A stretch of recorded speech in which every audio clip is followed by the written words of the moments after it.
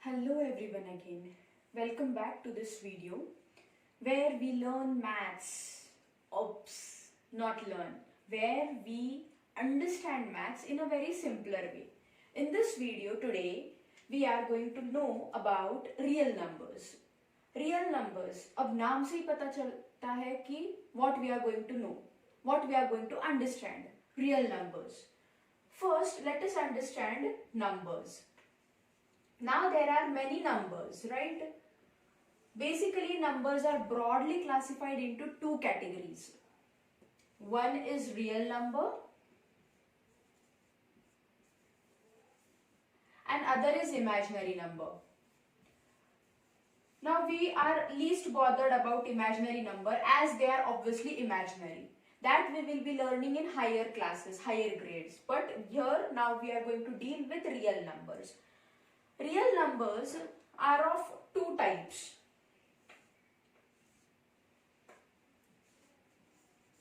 Rational number and irrational number.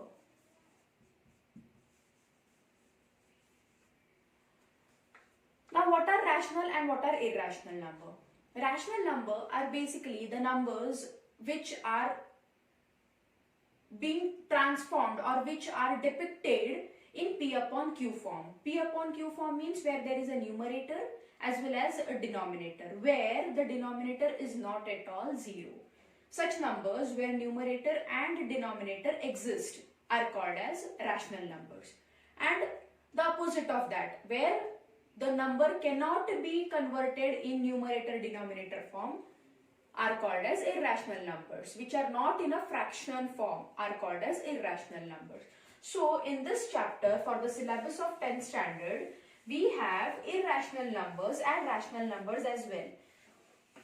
Now what part of irrational number we have and what part of rational number we have?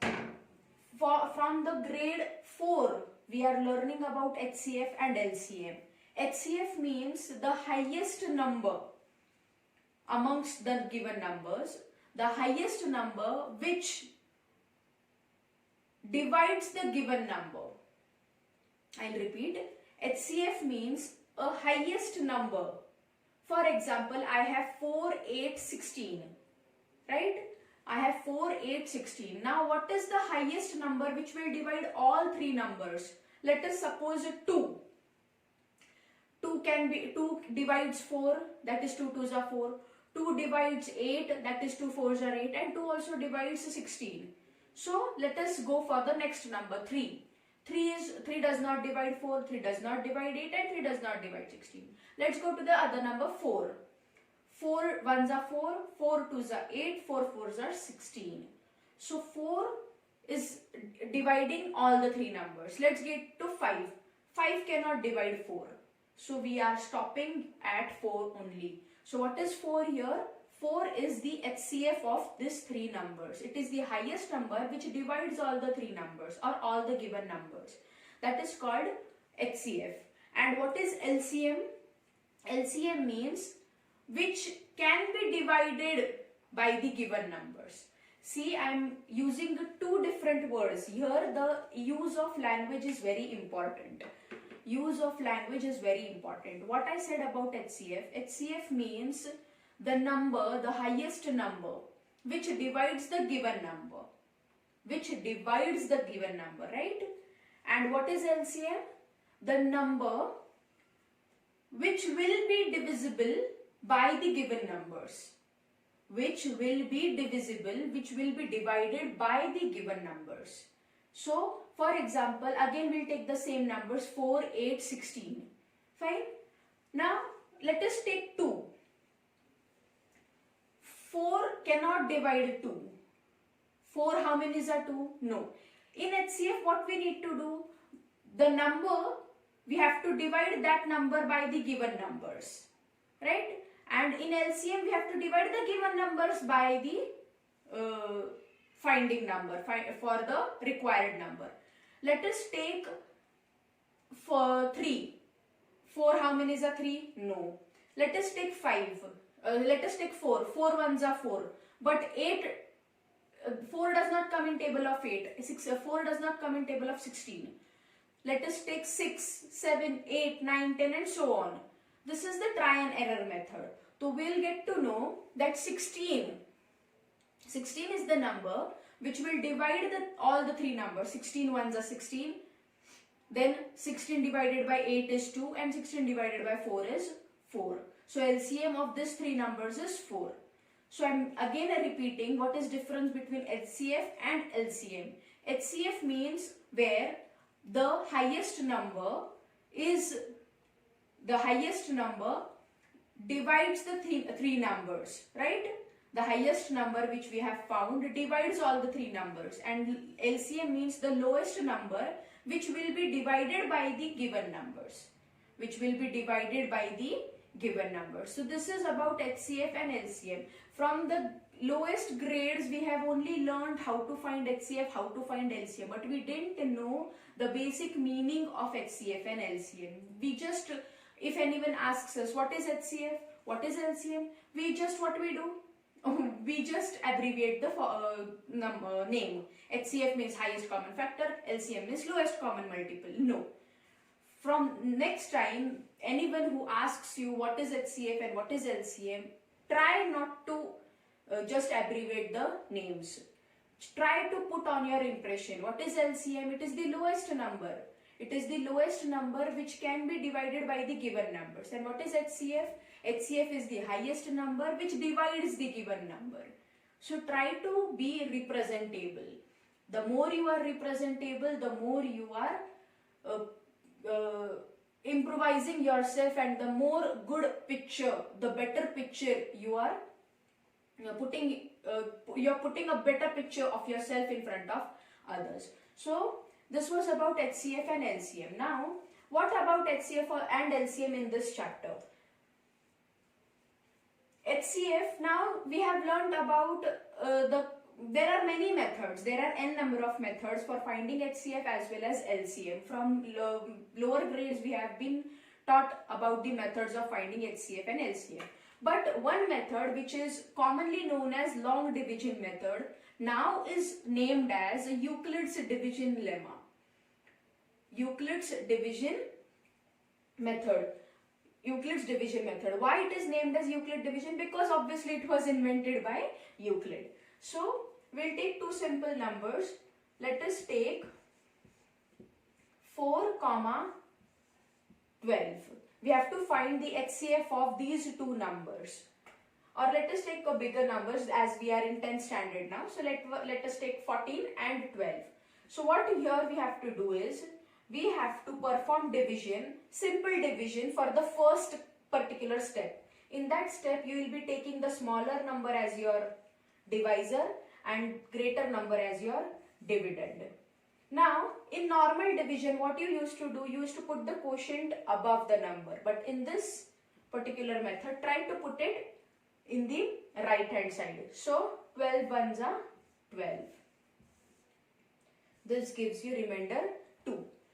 Till here, you are doing the same old division which you are learning from grade 1. Okay? Till here it is okay. But after this, you have to create a new division. Fine? Forget this whole division now. Isko bhul jao. Forget this whole division, and the remainder of the previous division is your divisor, and the divisor of the previous division is your dividend. Now forget this whole division and try to solve this division. 2 6 are 12. Remainder is 0. You have to perform these steps until you get a remainder as 0. The division in which you get the remainder 0. Now in this division I have got my remainder as 0. So what is the divisor of this division? That is a 2. So HCF is 2.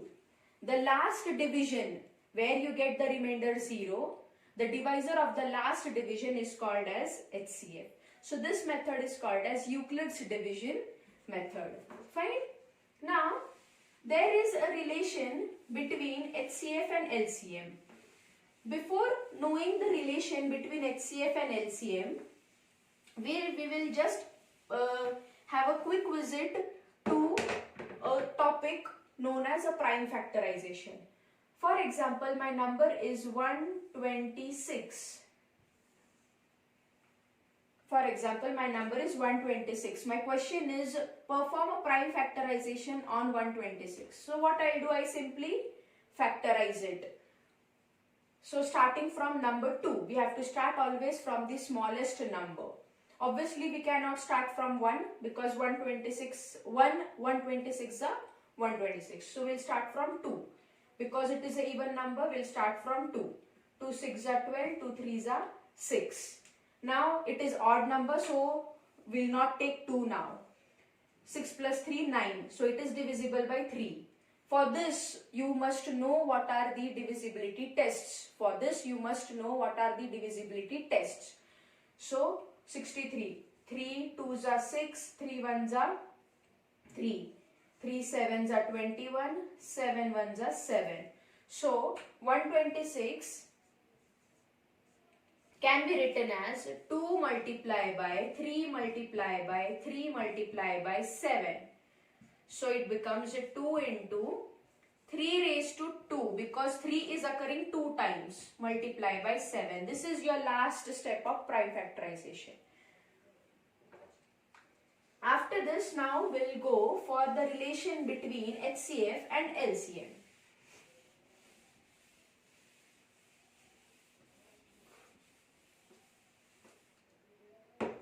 Relation between HCF and LCM.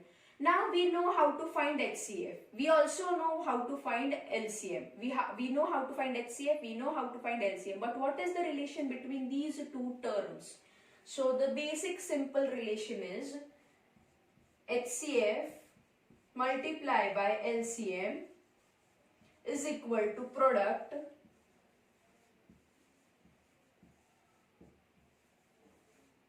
of given numbers. Means doesn't matter how many numbers are given. Find the LCM of 24, 48, 96 and 108. Maybe there are 4 numbers, maybe there are 2 numbers, maybe there are 5 numbers, doesn't matter. So whatever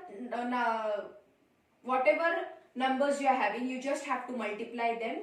What will it come out to be? HCF into LCM. Find the HCF of those given numbers, find the LCM of those given numbers, and check by taking some example, check whether the product of HCF and LCM of those given numbers is coming same as the product of those given numbers. So this is the basic relation between HCF and LCM. Now there is one question, how to find HCF of 4 numbers by Euclid's division method. Let us take one example, 10, 25 and 35. Let us find HCF of these 3 numbers using Euclid's division method. So in this, what we have to do, we have to first find the HCF of these 2 numbers, 10 and 25. Simply the Euclid's division method, smaller number as divisor, greater number as a dividend. 10 2s are 20, remainder 5. Remainder 0 is not the remainder, so we'll continue and we'll find the HCF. 10 is your new dividend, 5 2s are 10, remainder 0. So HCF of 10 and 25 is 5. HCF of 10 and 25 is 5. Now we will keep in mind this 5 and using the HCF of these 2 numbers, we will find the HCF of that number and the third number. So हमारा HCF what it was 5. We have to find the HCF of 5 and 35 now. So 5 7s are 35. We have got remainder 0 in the first step. in the first step itself. So our HCF is 5. So the HCF of these three numbers is 5. What I did, I found out the HCF of first two numbers, used that number as the first term for third number, and then found the HCF of those two numbers. Again, that HCF will be used as the first term for your fourth number, and so on. Fine. So this is the way you find HCF of 3 or more numbers using Euclid's division method. Now, depending on this relation, there are n number of questions in your exercises, in your textbooks, in your NCERT book, in your R.D. Sharma. Doesn't matter what twist the question is taking. I always believe in one perfect sentence. Stick to the concept. No matter how twists and turns the question is giving you. If you are good with your concept, if the concept is just engraved on your brain, you will not find any question difficult. I always believe in this quote, and I always believe and I always remember this sentence while I study. What is the quote? What is the sentence? Stick to the concept. My concept is product of HCF LCM, product of two numbers. Then no matter how twisted the question is, no matter how big the numbers are, whether they are in thousands, whether they are in 10,000, whether they are in lakhs, doesn't matter. I know the concept, I will be able to solve the question. So this is the best solution for your every question, whether it is maths, whether it is science, anything.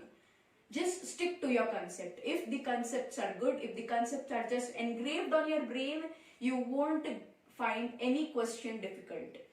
If your concepts are weak, even if 1%, even if 0.1%, your concepts are not clear, first clear your concepts. I am always here. You can ping me, you can leave the comment, I'll get back to you and I'll clear your doubts. So, just remember one thing, clear your concepts, stick to the concepts. If the concepts are 100% perfect, then you won't find any question difficult to solve.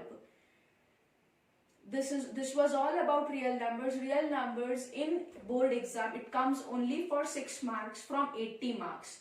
From whole 80 mark paper, you will get this real number question only for 6 marks.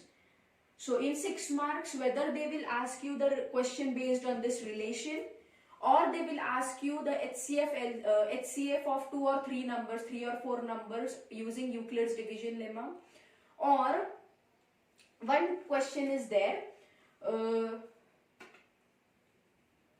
this kind of question, prove that 3 minus 2 root 7 is irrational number. Any kind of number they'll give you and they'll ask you to prove this as an irrational number. This comes for hardly 2 marks.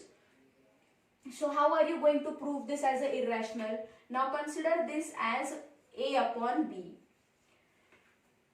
For such kind of questions, remember one thing, whatever they are asking you to prove, consider the opposite of that. Okay, remember this rule. Whatever they are asking you to prove, they are asking you to prove irrational number. So consider it as a rational number. A upon B, numerator denominator form. So consider it as a rational number. So what we will do now, root 7 is being an obstacle in this question. So separate it out from the remaining numbers. What I'll do is 3 minus A upon B is equal to 2 root 7. Clear? Then here, before writing this step, mention a statement, write a statement mentioning that let A and B be integers, where A upon B forms a rational number.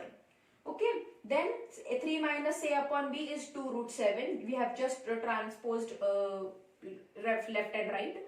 Then it becomes a 3B minus A upon B is equal to, this 2 will be shifted, is equal to root 7.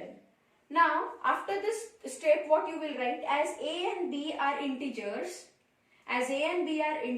obviously 3B minus A upon 2B will also form a rational number as a and b are integers. But being LHS as rational number and RHS as irrational number, our statement is contradictory. Therefore, 3 minus 2 root 7 is an irrational number. Hardly 4 steps are there. 2 sentences and 2 steps. One sentence was here, one sentence is here. 2 sentences, 2 steps. Finish. 2 marks question. So this chapter hardly comes for 6 marks. Exact 6 marks. Okay. Then this kind of questions you will be getting in that 6 marks, either from this concept or Euclid's division method or proving anything. So do not worry more, because HCF you have studied well, you know how to multiply, and you know what are the 4 consistent steps. That's all. So this was all about real numbers. You can drop a comment if you like this video, and you can share this with your friends and spread the word. Thank you.